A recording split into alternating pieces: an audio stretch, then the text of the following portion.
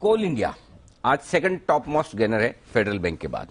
आमतौर पर बहुत रेयरली 4% ये पूरे महीने भर में भी नहीं होता, ऊपर नीचे 5%, 6% हो गया। 6% सर। हाँ 6% इसको ऊपर नीचे होने में 6 हफ्ते लग जाते हैं।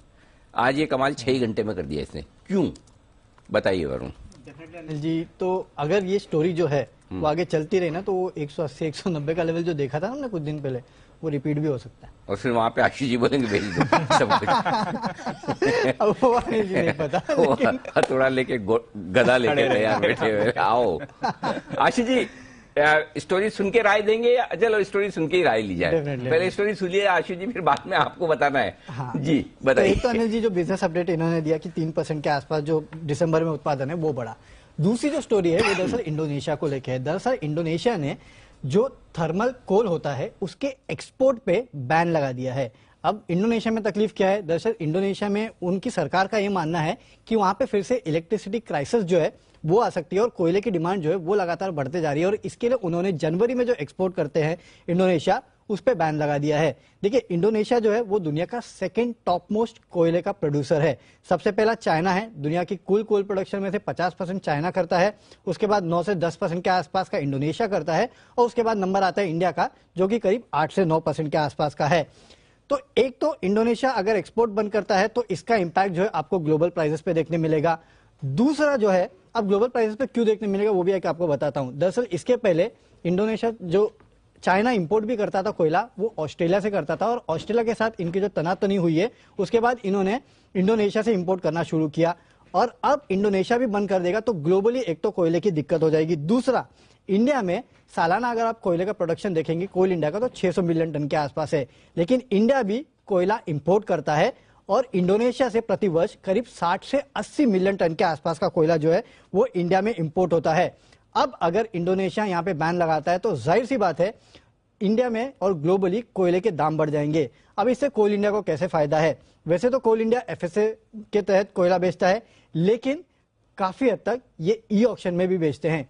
कुल वॉल्यूम का करीब 15 से 20% के आसपास का कोल इंडिया का जो रेवेन्यूज है वो ई ऑक्शन से आता है और एफएसए के मुकाबले अगर ई ऑक्शन के प्रीमियम्स अगर आप देखेंगे तो 25, 30, 40% के आसपास भी होते हैं। तो यहां से अगर कोयले की दिक्कतें बढ़ी और अब तो इंडोनेशिया जनवरी के लिए कोयला एक्सपोर्ट करने नहीं वाला है तो ई ऑक्शन के प्राइसेस जो है उसमें आपको एक अच्छा खासा उछाल देखने मिलेगा और इसी की वजह से आप देख रहे हैं कि कोल इंडिया में जो उत्पादन की खबर आई वो तो थी, साथ ही साथ ये इंडोनेशिया का जो इशू है उसके चलते भी अच्छी खासी तेजी देखने मिली और आगे भी हो सकता है अगर डिसीजन इंडोनेशिया ने वापस नहीं लिया तो यहाँ पे ई ऑक्शन के प्राइसेस और बढ़ेंगे। कोल के प्राइसेस और बढ़ सकते हैं इंटरनेशनली, जिसकी वजह से फिर वापस कोल इंडिया को फायदा हो सकता है डोमेस्टिक लेवल्स पर और शायद दाम का पर भी एक्शन बनते हुए देखें कोल इंडिया। आशु जी कोई राय? वापस तेजी में आता है और एक दिन में 6% का उछाल इस पर सर। दीपांशु, ये जो प्राइस राइज वाली न्यूज है ये तो क्या कहते हैं जो अभी इंडोनेशिया के ये फॉरएवर बैन नहीं लगेगा, ये टेम्परेरी है। दूसरा, जहां तक की प्रोडक्शन की बात है, मैं हमेशा मानता हूं कि कोयले की कोई कमी नहीं है, issue is mining in India. तो माइनिंग को अगर इसको सेटल कर लें तो कोयले की प्रोडक्शन बहुत ज्यादा और भी बढ़ सकती है। बट प्रॉब्लम यह है कि इसके ज्यादा इसमें और कुछ है नहीं, तो इसकी जो रेंज है वही 140-45 और ऊपर में 180-90। तो पांचों जैसे अनिल जी कई बार मुझे कुछ स्टॉक्स के साथ एसोसिएट करके मतलब मस्ती ले लेते हैं, तो दीपांशु मेरा कहना है कि मैं किसी स्टॉक के अगेंस्ट नहीं हूं।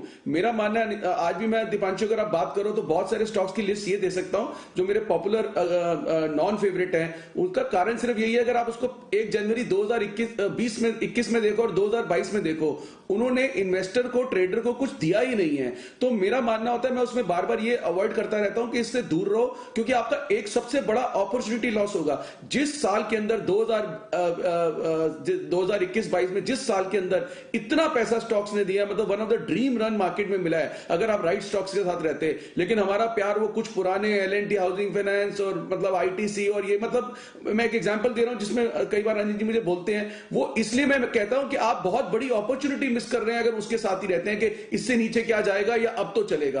तो मुझे उसमें बैंडविड्थ नहीं लगानी है, क्या 20 रुपए ऊपर बढ़ जाएगा घट जाएगा, एंड ऑफ द डे आप ईयर ऑन ईयर देखिए कहां जाते हैं स्टॉक, कहीं नहीं गए। अगर आप IDFC बैंक की बात करते हैं, कितने सालों सालों से मैं सुन रहा हूं कि एचडीएफसी बैंक बन जाएगा। अरे वो पहले आईडीएफसी बैंक खुद ही बन जाए तो बहुत बड़ी बात है। मतलब आज सचिन तेंदुलकर का ऐड आता है वो डीबीएस बैंक के लिए कि एशिया सेफेस्ट बैंक। अब मतलब बैंक ये वाले ऐड देने लग गए हैं कि सेफ्टी वाले ऐड। कभी आज से हमने 50 साल में ये नहीं सुना था कि बैंक में मतलब सर्विस के फीचर्स आते थे, प्रोडक्ट के आते थे, लेकिन अभी वो सिक्योरिटी वाले आ रहे हैं कि सेफेस्ट बैंक। तो इसलिए मैं छोटे सेकंड रैंक बैंक्स और इनसे तो कहां पहुंचे। आरबीएल, बंधन पूरे साल में क्या दिया दीपांशु इन्होंने। So I have nothing against stocks, but मुझे लगता है कि जब इतनी बड़ी मार्केट, इतनी बड़ी अपॉर्चुनिटी अवेलेबल है तो व्हाई टू बी इन दो स्टॉक्स। जी, ये मतलब डायलॉग ऑफ द ईयर है। आईडीएफसी बैंक, पहले आईडीएफसी बैंक तो बन जाए एचडीएफसी। सर स्टैंडिंग ओवेशन है आपको, सलाम है प्रभु। गजब, अल्टीमेट, बहुत बढ़िया, अल्टीमेट है ये है ना। वो आप लोगों में से किसी से देखी हुई पिक्चर वो दामिनी बलवंत राय वाली है ना, देखिए। तो ये है ना वो आशु जी हमारे वैसे सनी देओल है जो बोले मैं बलवंत राय के अगेंस्ट नहीं, पूरे सिस्टम के अगेंस्ट हूँ। तो ये किसी एक स्टॉक के अगेंस्ट नहीं है, ये पूरे मार्केट के अगेंस्ट।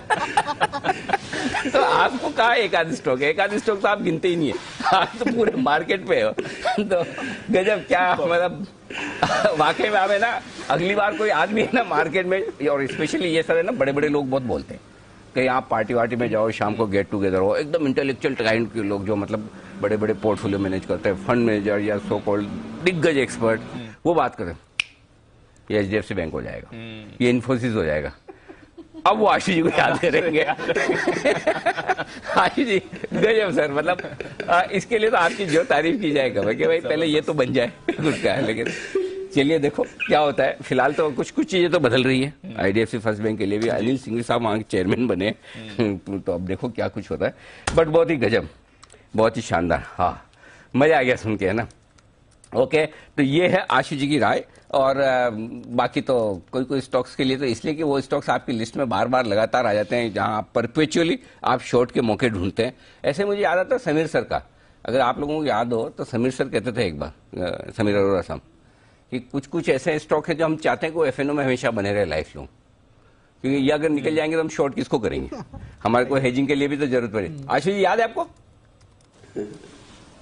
बिल्कुल याद है अनिल जी। मतलब मैं तो समीर अरोड़ा का बहुत बड़ा फैन हूं अनिल जी। 1999 2000 से उनको फॉलो कर रहा हूं, मिला भी हूं एक दो बार, तो बहुत मजा आता है अनिल जी। मतलब एक वो जो होते हैं ना, जिससे किसी से आपकी इक्वेशन, केमिस्ट्री, बैंडविड्थ मिलती है बातों से, तो बहुत मजा आता है अनिल जी उनकी बातें सुन के। बिल्कुल ठीक बात है। ओके, तो ये है आपके लिए सारी की सारी एनालिसिस। चार्ट पे राय ले ले, जबरदस्त। आई डोंट नो कोई चार्ट वाला देखेगा भी नहीं देखेगा, अब तो नहीं देखने। किसी में है हिम्मत कोल इंडिया का चार्ट देखने की? बंसल जी आवाज तो आ रही है ना आपको, बताएं सर। अनिल जी हिम्मत है अनिल जी। देखिए मैंने कौन सा आईडीएफसी बैंक को अनिल जी चोरी रिकमेंड करा है कि एचडीएफसी बैंक बन जाएगा, जो मैं हिम्मत अपनी मतलब कि मेरी गायब हो जाए। बताए सर, सही बात बोली। ये बड़े बड़े इंटेलेक्चुअल लोग ना वो यूरोपियन टाई पहन के हाथ में ग्लास लेके इस तरीके से बात करते हैं, और अब अनिल जी ये वाला वीडियो जब ट्विटर पे चलेगा तो वो ग्लास छोड़ के भाग जाएंगे जो इस तरीके से कर रहे होंगे। बिल्कुल सही बात है। बताएं सर कोल इंडिया के चार्ट पर अपनी राय। देखिए अनिल जी, कोल इंडिया के चार्ट पर काफी समय बाद अभी ये स्टॉक 200 रुपए के लेवल्स को किस करके आया था। एक करेक्शन बड़ी देखने को मिली 140 तक की, तो बड़े चार्ट पर एक बड़ा रिवर्सल है। जोक सपाट खरीदना चाहिए, और इस स्टॉक का पहला टारगेट बैठता है 168 170 का पहला टारगेट बैठता है। वो लेवल्स आएंगे तो रिव्यू करेंगे। यहाँ पर कोल इंडिया में खरीदारी की राय है। कोल इंडिया में खरीदारी की राय आती हुई दिख रही है। चार्ट्स पर अच्छा लग रहा है, और आज खबरों के दम पर भी थोड़ा एक्शन में आया है। देखते हैं यहां से अगर और मूव्स इस पर आपको आती हुई दिख